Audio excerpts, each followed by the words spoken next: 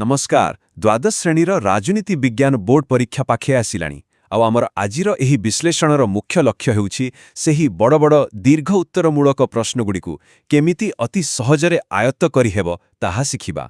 तेबे चिंता नाई परीक्षा खातारे सटीक उत्तर लेखि पूरा नंबर केमती रखिबे आसंतु से विषय आज टिके गभीर भावरे आलोचना करिबा। आजिर आमर आलोचना सूची उपरे टिके नजर पकाइदबा। आमे कभार करिबा भारतरे संघीय व्यवस्था, स्थानीय प्रशासन, जाति निर्माणर आह्वान, किछि सांप्रतिक प्रसंग, आमर वैदेशिक नीति आउ शेषरे मिलित जातिसंघ। बास घरोई शासनरु आरंभ करी अंतर्जातीय कूटनीति पर्यंत एतिकी विषय आजिर एही मास्टर क्लासरे रहिब। प्रथमे आसंतु देखिबा भारतीय संघीय व्यवस्था बा फेडरलिज्म विषय। विश्वर सर्वबृहत गणतंत्ररे क्षमता केमिति बंटा जाइछि ताहा जानिबा बहुत जरूरी।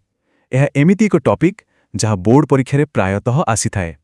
तेबे भारतीय संघीय व्यवस्थार मुख्य वैशिष्ट्यगुड़िक कौन? एही प्रश्नटी आसिले मने रखिबाकू हेबो जे केवल पॉइंट लिखिदेले चलिबनी। क्षमता केमिति उपरु तळकू बंटा जाइछि ताहा स्पष्ट भावे बुझाइबाकू पड़िबो। आम देशटा एते बड़ जे गोटिए जागारू पूरा देशकू शासन करिबा असंभव। तेणु एही विकेन्द्रीकरण निहाती दरकार। याहाकू टिके सहजरे बुझिबा। केंद्र सरकारंकू स्कूलर प्रधान शिक्षक आउ राज्य सरकारंकू श्रेणी शिक्षक बोली भावंतु। एथिरु बढ़िया भावरे जणा पड़े केंद्र तालिका, राज्य तालिका और युग्म तालिका भितरे क्षमता केमिति काम करे। ता सहित आमर एक लिखित और अनमन्य संविधान अछि, द्वैत सरकार अछि एवं एक स्वाधीन सर्वोच्च न्यायालय अछि।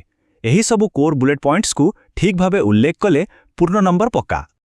अच्छा, वर्तमान राज्य स्तररू आहुरी तळकू खसी आसिबा। आमर परवर्ती विषय हेउछि स्थानीय प्रशासन। तृणमूल स्तररे बा आमर गाँ आउ सहररे शासन व्यवस्था केमिति चालिछि ताहा उपरे एबे नजर पकाइबा। टिके स्क्रीन उपरे दृष्टि पकांतु।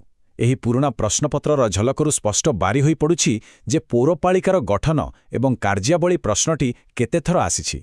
एथरु आपण माने अंदाज लगाई पारिबे जे मार्क रखिबा पई एही विषयटी केते गुरुत्वपूर्ण। एही संरचनाकू मने रखिबार सबुठु बढ़िया उपाय हेउछि तुलना करिबा।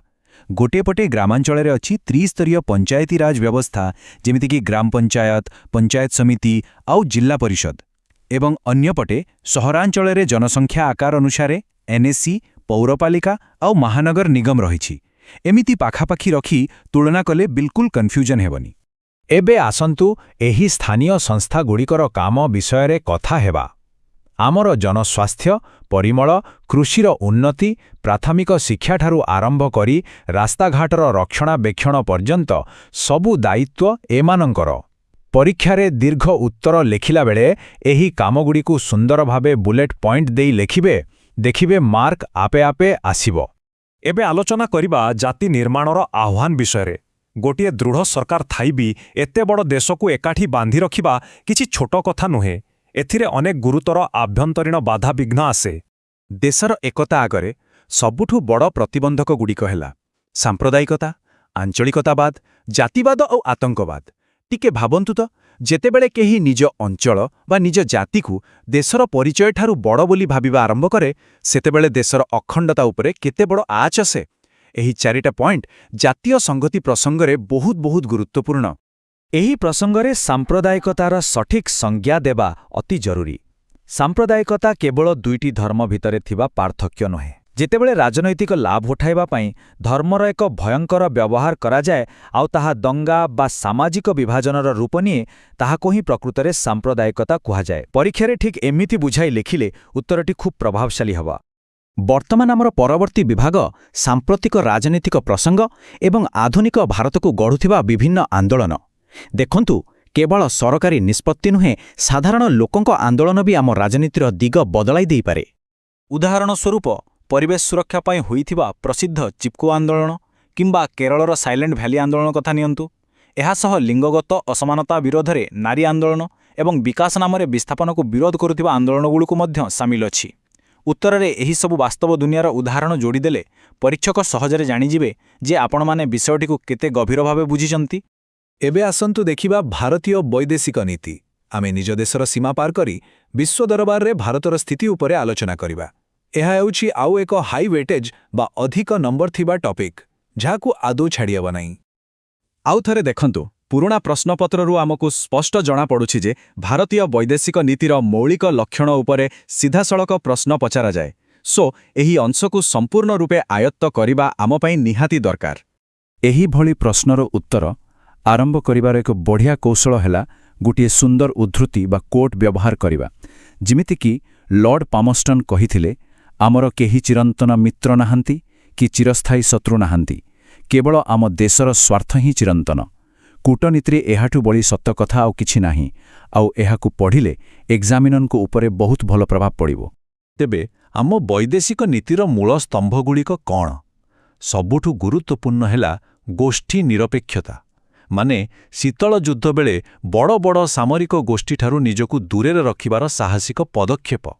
ତା ସହ 1954 ମସିହାରେ ଚୀନ ସହିତ ସ୍ୱାକ୍ଷରିତ ଐତିହାସିକ ପଞ୍ଚଶୀଳ ଚୁକ୍ତି, ସାମ୍ରାଜ୍ୟବାଦର ବିରୋଧ ଆଉ ମିଳିତ ଜାତିସଂଘ ପ୍ରତି ଆମର ଦୃଢ଼ ସମର୍ଥନ, ଏଗୁଡ଼ିକ ହିଁ ଆମ ବିଶ୍ୱ ପରିଚୟର ମୂଳଦୁଆ। ଆଉ ଶେଷରେ ଆଲୋଚନା କରିବା ମିଳିତ ଜାତିସଂଘ ବିଷୟରେ। ବିଶ୍ୱ ଶାନ୍ତି ଓ ନିରାପତ୍ତା ରକ୍ଷା କରିବାରେ ଏହି ସର୍ବୋଚ୍ଚ ଅନ୍ତର୍ଜାତିକ ସଂସ୍ଥାର କାମ ନ ବୁଝିଲେ ଆମର ବୈଦେଶିକ ନୀତିର ଅଧ୍ୟୟନ ଅଧୁରା ରହିଯିବ।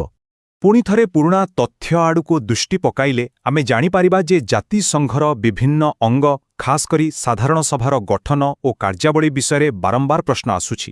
ତେଣୁ ଏହି ଗୋଟିଏ ପ୍ରସଙ୍ଗ ଉପରେ ଆମକୁ ଟିକେ ଅଧିକ ଫୋକସ୍ କରିବାକୁ ପଡ଼ିବ। ସାଧାରଣ ସଭାର କାମଗୁଡ଼ିକୁ ମନେ ରଖିବାର ଏକ ବହୁତ ସହଜ ଉପାୟ ଅଛି। ଏହାକୁ 4ଟି ଭାଗରେ ବାଣ୍ଟି ଦିଅନ୍ତୁ।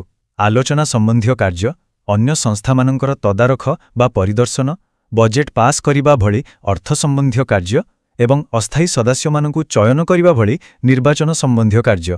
ବାସ୍ ଏମିତି ସଜାଇକି ଲେଖିଦେଲେ ପୁରା ପଏଣ୍ଟ ମନେ ରହିଯିବ। ଆଚ୍ଛା, ଆପଣମାନେ ଜାଣିଛନ୍ତି କି ଏହି ସଂଖ୍ୟା 15ର ମହତ୍ତ୍ୱ କ'ଣ? ଏହା ହେଉଛି ମିଳିତ ଜାତିସଂଘ ନିରାପତ୍ତା ପରିଷଦର ସମୁଦାୟ ସଦସ୍ୟ ସଂଖ୍ୟା। ଏଥିରେ ମାତ୍ର 15 ଜଣ ସଦସ୍ୟ ଅଛନ୍ତି। 5 ଜଣ ସ୍ଥାୟୀ ସଦସ୍ୟ ଯାହାଙ୍କ ପାଖରେ ଭିଟୋ କ୍ଷମତା ଅଛି ଏବଂ 10 ଜଣ ଅସ୍ଥାୟୀ ସଦସ୍ୟ। ଏହି ଛୋଟ ନମ୍ବରଟି ପୁରା ବିଶ୍ୱର ସୁରକ୍ଷା ନିଷ୍ପତ୍ତି ନେଇଥାଏ, ଯାହାକି ସତରେ ଆଶ୍ଚର୍ଯ୍ୟଜନକ। ଏଭଳି ଛୋଟ ଛୋଟ ଆଉ ମଜାଦାର ତଥ୍ୟ ପରୀକ୍ଷା ପାଇଁ ବହୁତ କାମରେ ଆସେ। ଆମର ଏହି ବିଶ୍ଳେଷଣକୁ ଶେଷ କରିବା ପୂର୍ବରୁ ଗୋଟେ କଥା ଚିନ୍ତା କରନ୍ତୁ। ଏସବୁ କେବଳ ପରୀକ୍ଷାରେ ପାସ୍ ହେବା ପାଇଁ କିଛି ପ୍ରଶ୍ନ ଉତ୍ତର ନୁହେଁ।